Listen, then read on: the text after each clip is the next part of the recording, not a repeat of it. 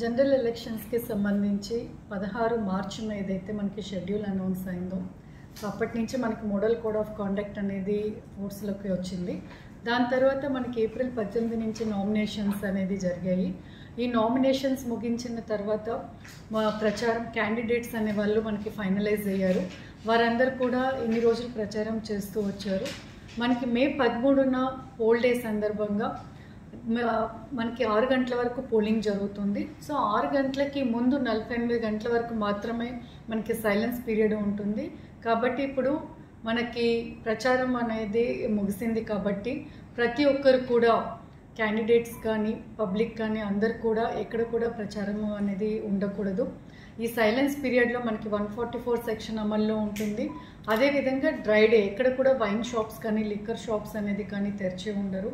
ప్రతి ఒక్కరు కూడా చాలా జాగ్రత్తగా ఈ 48 అవర్స్ అనేది మనకి ఎలక్షన్ కమిషన్ ఇండియా ఇచ్చిన రూల్స్ ప్రకారం నడుచుకోవాల్సి ఉంటుంది.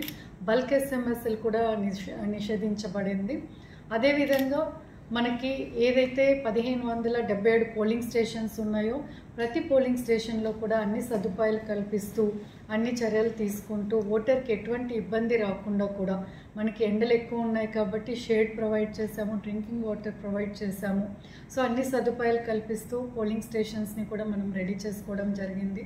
ఈ పోలింగ్ స్టేషన్స్లో సిబ్బంది ఎవరైతే విధులు నిర్వర్తిస్తారో పోలింగ్ సిబ్బంది వారందరూ కూడా రేపు ఉదయం మనకి అసెంబ్లీ హెడ్ క్వార్టర్స్ నుంచి కాన్స్టిట్యున్సీ హెడ్ క్వార్టర్స్ నుంచి వారికి సంబంధిత పోలింగ్ స్టేషన్స్ రేపు సాయంత్రం లోపల చేరుకుంటారు. 13వ తారీఖు ఉదయం 7 గంటల నుంచి 6 గంటల వరకు మనకి పోలింగ్ జరుగుతుంది.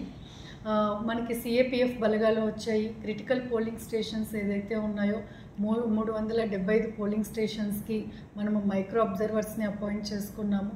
అదేవిధంగా టోటల్గా 1577 పోలింగ్ స్టేషన్స్కి కూడా వెబ్ కాస్టింగ్ని పెట్టడం జరిగింది. ఎక్కడ ఎటువంటి అవాంఛనీయ సంఘటన జరిగే కూడా పోలింగ్ స్టేషన్ లోపల ఒక వెబ్ కెమెరా పెట్టాము, పోలింగ్ స్టేషన్ బయట ఒక సీసీటీవీ కెమెరా పెట్టడం జరిగింది. సో లోపల కానీ బయట కానీ ఎటువంటి అవాంఛనీయ సంఘటన జరిగా కూడా వెంటనే మనకి రికార్డ్ కూడా క్యాప్చర్ చేసుకోవడం జరుగుతుంది. అదేవిధంగా ఎవరైతే మనకి బ్లైండ్ ఓటర్స్ ఉన్నారో లేదా ఇన్ఫార్మ్ ఓటర్స్ అంటే వారు అసలు కదలలేని వాళ్ళు ఉంటారో వారిద్దరు మాత్రమే కంపానియన్స్ అనేది వాడుకోవచ్చు. అంటే వారికి తోడుగా ఒకరు రావచ్చు. మిగిలిన ఫిజికల్లీ హ్యాండిక్యాప్డ్కి మామూలు సీనియర్ సిటిజన్స్కి ఇది వర్తించదు అక్కడ. కాబట్టి ఇవన్నీ కూడా గమనించుకుంటూ పోలింగ్ ఏజెంట్స్ కానీ పోలింగ్ సిబ్బందికి కూడా అన్ని సూచనలు ఇవ్వడం జరిగింది. సో టోటల్గా ఏంటి అంటే ఒక ఓటు చేయడానికి ఒక ఓటరుకి ఎటువంటి ఇబ్బంది లేకుండా చర్యలు తీసుకుంటూ అన్ని పటిష్ట ఏర్పాట్లు మొత్తం కూడా చేయడం జరిగింది జిల్లాలో. అయితే ఒక free and fair transparent elections జరగడానికి ఒక లెవెల్ ప్లేయింగ్ ఫీల్డ్ అనేది సెటప్ చేశాము జిల్లాలో. సో అందరు కూడా సమాయత్తమై ఓటింగ్ చేయడానికి అందరు కూడా అధికారులు సన్నద్ధమై ఉన్నారు. కాబట్టి ఓటర్ని కూడా మే 13వ తారీఖు ఉదయం 7 గంటల నుంచి 6 గంటల వరకు పోలింగ్ జరుగుతుంది అనేది గుర్తుంచుకొని ప్రతి ఒక్కరు కూడా వారి ఓటు హక్కు వినియోగించుకోవాలని కోరుకుంటున్నాను.